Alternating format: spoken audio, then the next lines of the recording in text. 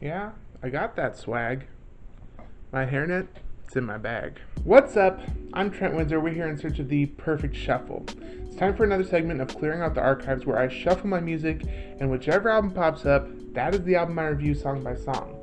If a song is more than 50% skippable, if I would skip it more than half the time, I say get rid of it, not worth your time. If a song is less than 50% skippable, if I would listen to it more than half the time, I say it's a worthy addition for your perfect shuffle.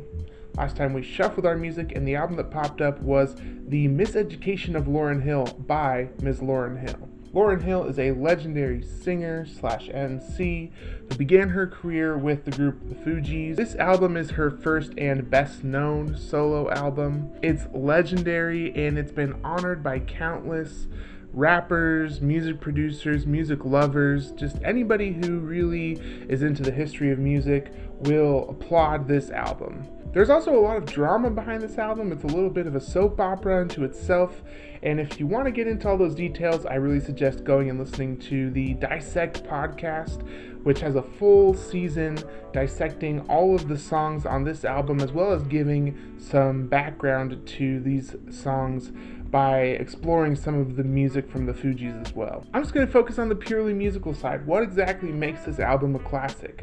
Let's find out as I review it song by song.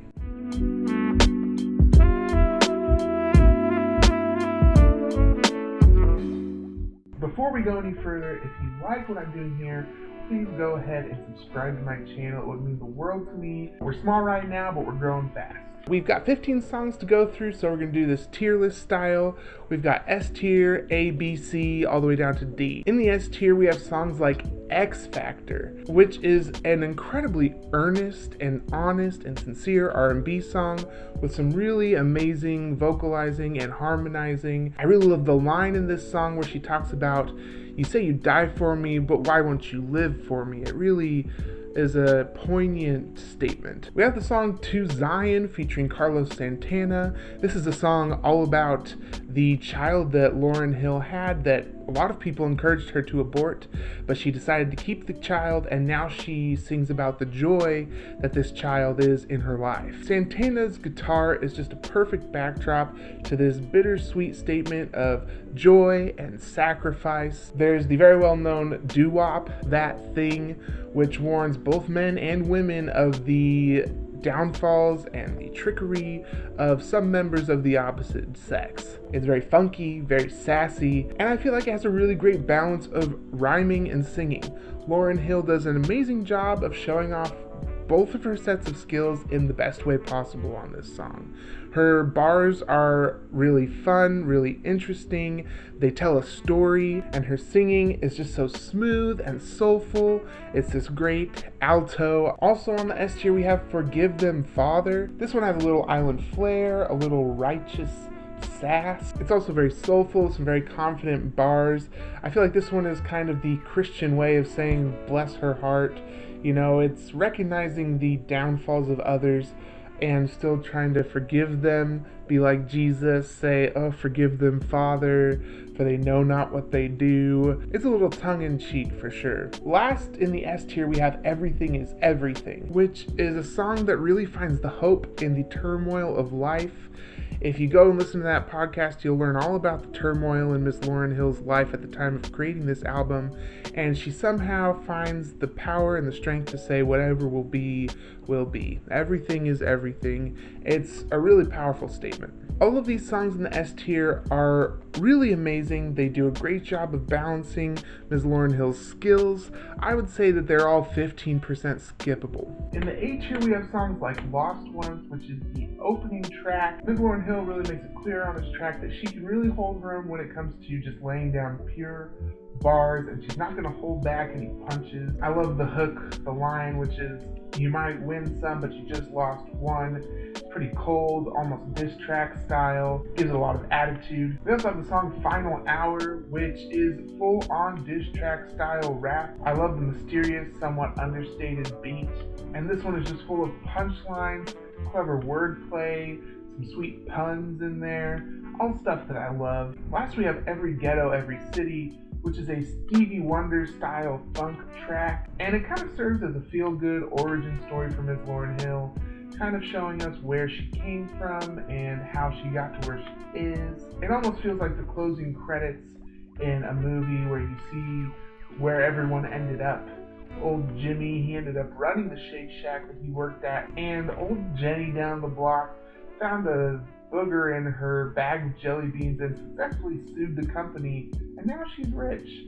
And all of that has just some feel-good music going behind it. That's kind of the vibe I get here. All of these songs in the A tier, I would say, are 25% skippable. In the B tier, there's only one song, and that's I Used to Love Him, featuring Mary J. Blige. This is the beginning of the very extra vocal runs. Mary J. Blige and Lauryn Hill really play off of each other and almost compete to see who can do the most vocal runs. And in this song, it works, and I think it's because Mary J. Blige is there for Miss Lauryn Hill to play off of. It's a nice little spice, it's a nice flair, it has a very catchy hook that you can really hold on to, which is something that I think is present in a lot of these songs. This trend of using vocal runs may bite her in the butt later on, but in this song it does work. I'd say this one is 35% skippable. In the C tier, we have songs like When It Hurts So Bad. Lauryn Hill has many stories to tell. This time in her life was very eventful, and sometimes she's pretty poetic about it, very delicate. But this one seems a little bit more straightforward and heavy-handed.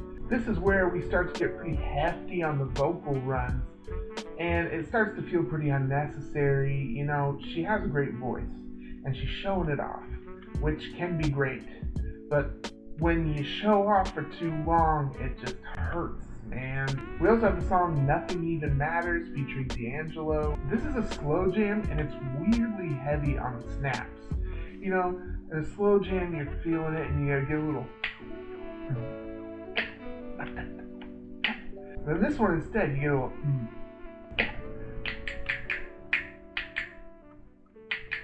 It's too much snapping, man. It just doesn't work. And gosh dang, there are just so many vocal runs. These two songs in the C tier, they're not inherently terrible. There's a lot of really good things about them, but there's just those few elements that really ruin it for me. I'd say they're 55% skippable. In the D tier, we have songs like Superstar, which is a really dreary interpolation of Light My Fire by The Doors. The harmonies themselves are specifically pretty dull. The notes work together, but just not in the way I think she wants them to. We also have the song The Miseducation of Lauryn Hill. It's a bloated ballad made up of 90% vocal runs. It's just...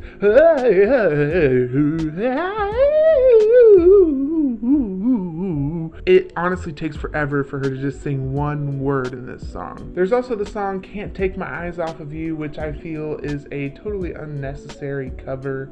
It's harmless, honestly, but I just, have no reason to listen to it. And then there's the song Tell Him, which is more vocal runs on a boring and somewhat generic track. All of these songs in the D tier, I would say, are 65% skippable. Mathematically, adding everything up, this album as a whole is 37% skippable. Miss Lauryn Hill put her entire heart and soul into this album, and you can really tell. Her best tracks have so much emotion and feeling that you just can't help but get drawn in. Even at the low points of this album, you can't deny Lauryn Hill's talent, her exceptional voice, and her penchant for storytelling through rhyme. Her style itself is just so earnest while being so skillful that this album has earned its place as a classic. Alright, let's shuffle our music, see which album I'll be reviewing next. Alright, we're just going to go into our music library here, go to albums, and hit shuffle. Alright, looks like the next album I'll be reviewing is The Life of Pablo by Kanye West. If you like what I'm doing here, please go ahead and like this video, subscribe to my channel, turn on notifications. Let me know what you think in the comments below about Ms. Lauryn Hill and about her album, Miseducation of Lauryn Hill. I would love to hear what you think. All musical opinions are valid, and I'd love to hear yours. Let me know if you have an album you'd like to hear me review. I do take requests. And check the links in the description below for music videos for this album, as well as links to my podcast, Music Meritocracy, my playlist for the Best of 2019, as well as my Best of 2020 playlist, which is a playlist that I am updating constantly. I'm Trent Windsor, and this is The Perfect Shuffle.